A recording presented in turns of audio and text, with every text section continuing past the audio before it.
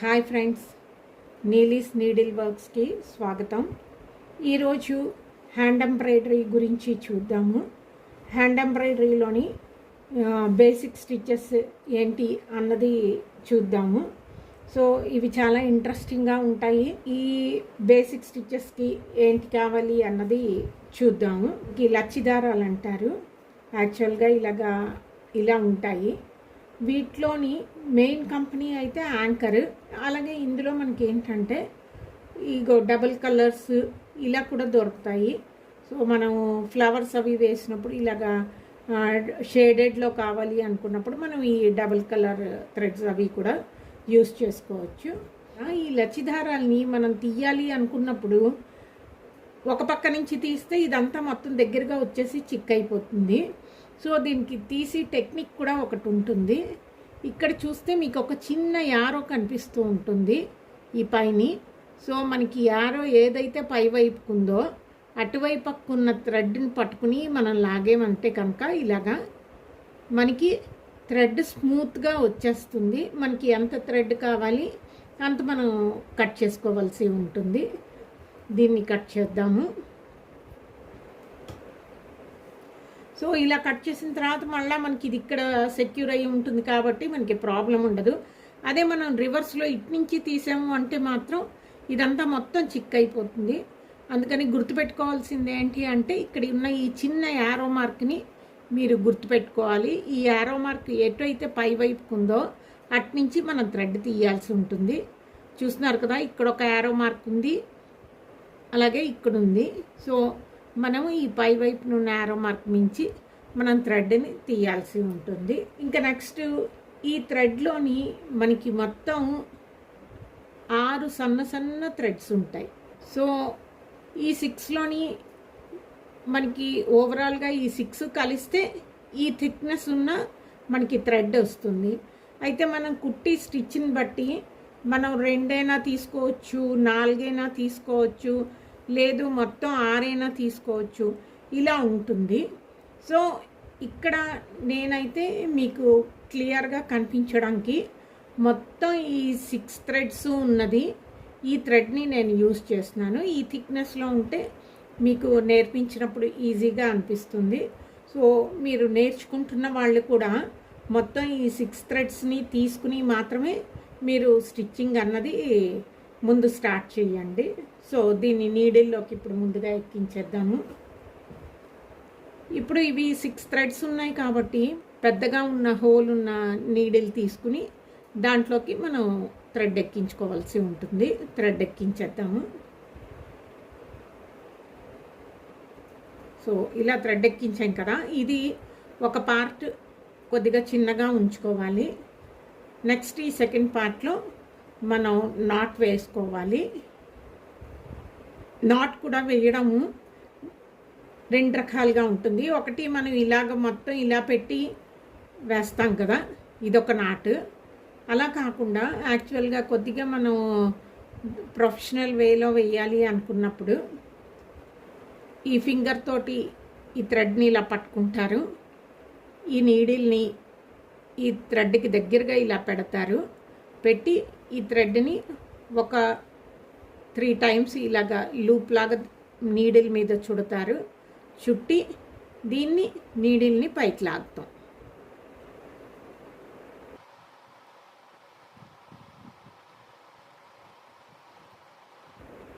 అప్పుడు ఇక్కడ మనకి ఒక నాట్ వచ్చేస్తుంది. ఈ కిందనున్న థ్రెడ్ ఏదైతే ఉందో దాన్ని మనం ట్రిమ్ చేసేయాలి. నెక్స్ట్ ఫ్రేమ్ అన్నది మనకి డిఫరెంట్ సైజెస్లో వస్తుంది. ఎక్కువగా మనం ఈ వుడెన్ రింగ్సే యూజ్ చేస్తాము. ఇందులో చాలా రకాల సైజులు ఉంటాయి. మనకి హ్యాండ్తో పట్టుకోవడానికి ఏది కన్వీనియంట్గా ఉంటుంది అనుకుంటే ఆ సైజ్ రింగ్ మీరు సెలెక్ట్ చేసుకోవచ్చు. దట్టు ఏంటంటే మన డిజైన్ ఎంత పెద్దది ఉన్నది దాన్ని బట్టి మనం ఫ్రీక్వెంట్గా ఫ్రేమ్ మార్చాల్సిన అవసరం లేకుండా మనం ఫ్రేమ్ సెలెక్ట్ చేసుకుంటే సరిపోతుంది. ఫ్రేమ్ని ఎలా ఫిక్స్ చేయాలి అన్నది చూద్దాము. ఇక్కడ నేను ఒక క్లాత్ మీద కొన్ని గీతలు గీసాను. సో ఈ గీతల మీద మీకు ఇవాళ నేను డిజైన్ ఎలాగా కుట్టాలి అన్నది చూపిస్తాను. ఇప్పుడు ఈ ఫ్రేమ్ని, ఇది ఉంది కదా కంప్లీట్ రౌండ్గా ఉన్న ఈ ఫ్రేమ్ని కిందకి పెడతాము, ఇలాగా డిజైన్కి దగ్గరగాను. అలాగే టైట్ చేసుకోవడానికి వీలుగా ఉన్న ఈ ఫ్రేమ్ ఉంది కదా, దీన్ని పైకి పెడతాము.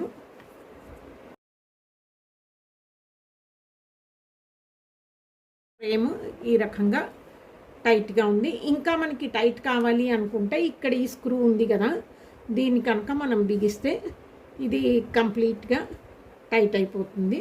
ఇప్పుడు మనకి ఇక్కడెక్కడైనా సరిగ్గా ప్రాపర్గా లేదు అనుకున్నప్పుడు ఈ క్లాత్ని పట్టుకుని మనం కొద్దిగా ఇలా లాగాల్సి ఉంటుంది. అప్పుడు మనకి ఏంటంటే క్లాత్ అన్నది కంప్లీట్గా టైట్గా వస్తుంది. చూస్తున్నారు కదా, ఇలా ఉండాలి. డిజైన్ స్టార్ట్ చేద్దాము. మనకి నచ్చిన కలర్స్ ఏవైనా ఎక్కించుకోవచ్చు. కొద్దిగా చిన్నగా ఉన్నవి మాత్రమే ఎక్కించుకోండి, అలా అయితే మీకు కుట్టినప్పుడు కొంచెం కన్వీనియంట్గా ఉంటుంది కొత్త వాళ్ళకి. సో ఫస్ట్ మన బేసిక్ స్టిచ్ వచ్చేటప్పటికి రన్నింగ్ స్టిచ్, నీడిల్ని ఇలాగా ఇక్కడ గీతలు గీసాను కదా, ఒక గీత మీదకి మనం దీన్ని ఎత్తుతాము. నీడిల్ని కొంచెం దూరంలోకి గుచ్చి, మళ్ళీ ఎంత దూరంలో మనమైతే గుచ్చామో అంత దూరంలో దాన్ని పైకి తీయాల్సి ఉంటుంది. సో ఇలాగా మళ్ళా ఎంత దూరంలో గుచ్చామో అంత దూరంలో మళ్ళా గుచ్చి మళ్ళా అదే దూరంలో పైకి తీయాలి. సో సూది మీద మనకి ఇలాగా రావాలి. ఇప్పుడు దీన్ని మనం పైకి తీసేయాలి. సో చూస్తున్నారు కదా, ఇలా వస్తుంది. ఇది running stitch.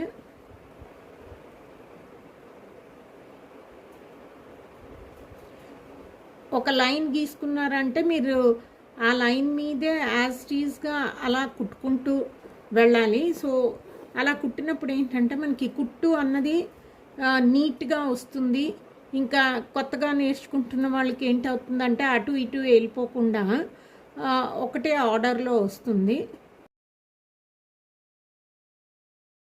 Any cotton cloth మీద మాత్రమే ముందుగా స్టిచ్చింగ్ అన్నది నేర్చుకోండి.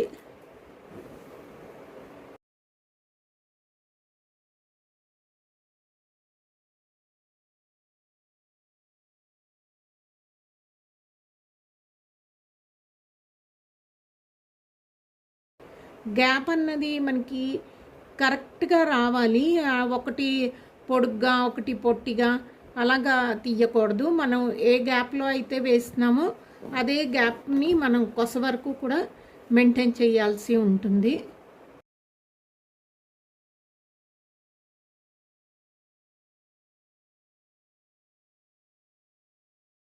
ఇప్పుడు ఈ కార్నర్కి వచ్చేసాం కదా, నీడిల్ని కిందకి దింపేస్తాము. ఇలాగ బ్యాక్కి టర్న్ చేసుకుని జస్ట్ ఈ లాస్ట్ వేసిన స్టిచ్లోంచి నీడిల్ని ఒకసారి పాస్ చేసి ఇక్కడికి మనము లాక్ వేసేస్తాము.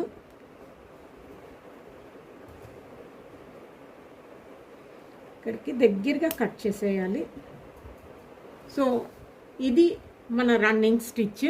నెక్స్ట్ స్టిచ్ కోసమని వేరే కలర్ ఎక్కించాను. ఇప్పుడు నెక్స్ట్ మనం బ్యాక్ స్టిచ్ వేయడం ఎలాగో చూద్దాము. మళ్ళీ నేను ఇప్పుడు ఈ పక్కనున్న గీత మీద ఈ బ్యాక్ స్టిచ్ అన్నది వేస్తాను. ముందుగా కార్నర్ కిందకి నీడిల్ని ఎత్తుకోవాల్సి ఉంటుంది. కొంచెం డిస్టెన్స్లోని నీడిల్ని కిందకి దింపాలి. సో చూస్తున్నారు కదా, ఒక స్టిచ్ పడింది. ఇప్పుడు కింద నుంచి మనం మళ్ళా నీడిల్ని కొంత డిస్టెన్స్లో పైకి ఎత్తాల్సి ఉంటుంది. అలాగే ఇప్పుడు ఎక్కడైతే మనం ఈ ఫస్ట్ స్టిచ్కి దింపామో కిందకి, ఆ స్టిచ్ దగ్గరికి నీడిల్ని దింపాల్సి ఉంటుంది. సో అంటే స్టిచ్ని మనం వెనక్కి కుడుతున్నాం అన్నమాట. అలాగే ఇప్పుడు మళ్ళా ముందుకు ఎత్తుతాము. మళ్ళీ ఈ రెండో స్టిచ్ దగ్గరికి కిందకి దింపుతాము. సో మళ్ళా ముందుకు ఎత్తుతాము, వెనక్కి దించుతాము. అంటే మనం ఫ్రంట్కి ఎత్తి బ్యాక్కి దింపుతాము. సో అందువల్ల దీన్ని మనకి బ్యాక్ స్టిచ్ అని అంటారు.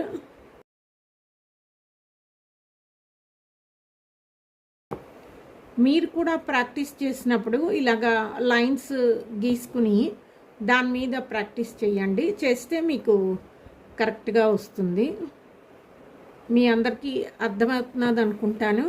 ఒకవేళ అర్థమవకపోతే నాకు మీరు అడగండి. అడిగితే నేను మీ డౌట్స్ని క్లియర్ చేస్తాను.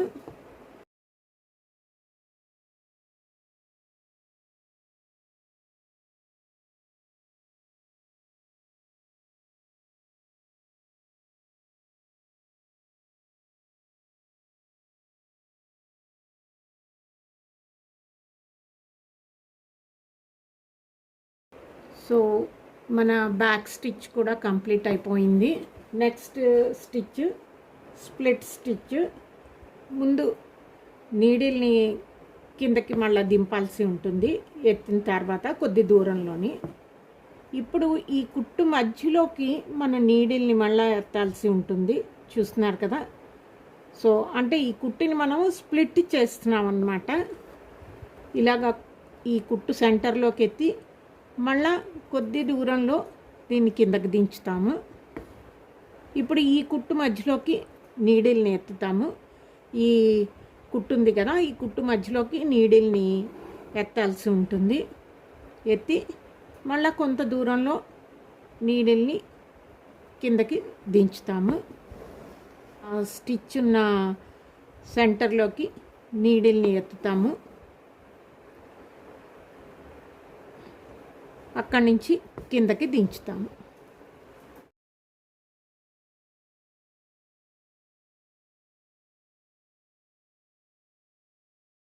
ఈ మధ్యలోకి ఎత్తడం ఇబ్బంది అనుకుంటే ముందు బ్యాక్ ఎత్తుకుంటారు. బ్యాక్ ఎత్తి అప్పుడు ఈ నీడిల్కి సెంటర్లోకి దింపుతారు. ఇలా కూడా మీరు చెయ్యొచ్చు. ఎలాగ మీకు కన్వీనియంట్గా ఉంది అనుకుంటే అలా చేసుకోవచ్చు. మీకు ఎలాగా ఈజీగా అనిపిస్తే ఆ పద్ధతి ఫాలో అవ్వచ్చు.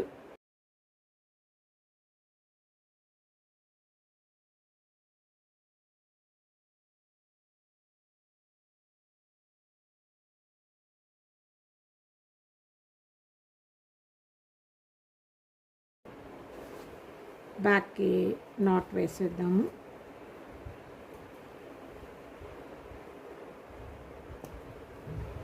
ఇప్పటిదాకా మనం ఇది స్టిచ్ కిందకి ఎత్తాం కదా. ఇప్పుడు ఈ స్టెమ్ స్టిచ్ కుట్టినప్పుడు ఈ పై వైపుకి ఎత్తాలి. మనకి పైనుంచి కిందకి కుట్టుకుని వస్తాము ఈ స్టెమ్ స్టిచ్ అన్నది. సో ఇప్పుడు ఇంత డిస్టెన్స్లోని సెంటర్కి మనం నీడిల్ని ఇలా తీయాలి. తీస్తే చూసారు కదా ఇలా వస్తుంది. ఇప్పుడు మళ్ళా అంతే డిస్టెన్స్లో మనము నీడిల్ని గుచ్చి ఈ ఎండ్ ఎక్కడుందో ఆ ఎండ్ దగ్గరికి మనం నీడిల్ని పాస్ చేయాలి. సో అప్పుడు ఇలా వస్తుంది స్టిచ్. ఇది ఎప్పుడు కూడా మనకి థ్రెడ్ రైట్ హ్యాండ్ సైడ్ వైపుకే ఉండేటట్టు చూసుకోవాలి. రైట్ హ్యాండ్ సైడ్ వైపుకు ఉండేటట్టు చూసుకుని మనం నీడిల్ని పాస్ చేసి ఈ స్టిచ్కి ఎడ్జ్కి మనం దీన్ని తీయాల్సి ఉంటుంది. తీసినప్పుడు మనకి స్టిచ్ అన్నది ఇలా వస్తుంది. మళ్ళీ ఈ థ్రెడ్ ఇటుపక్కకే ఉండాలి, రైట్ సైడ్ వైపుకి ఉండి ఇలా తీయాలి. సో ఈ రకంగా మనం కింద వరకు దీన్ని కుట్టుకుంటూ రావాలి.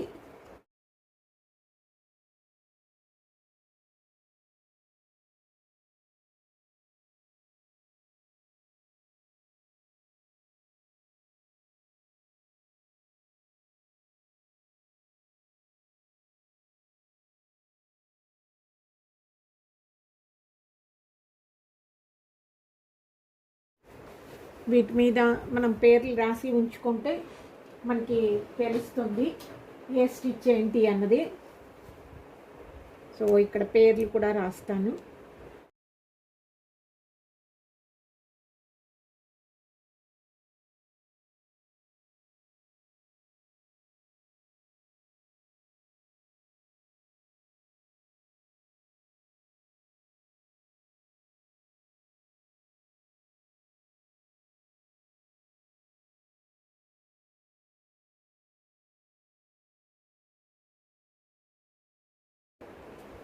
సో ఇలా పేర్లు రాసుకుని ఉంచుకుంటే మీకు గుర్తుంటుంది.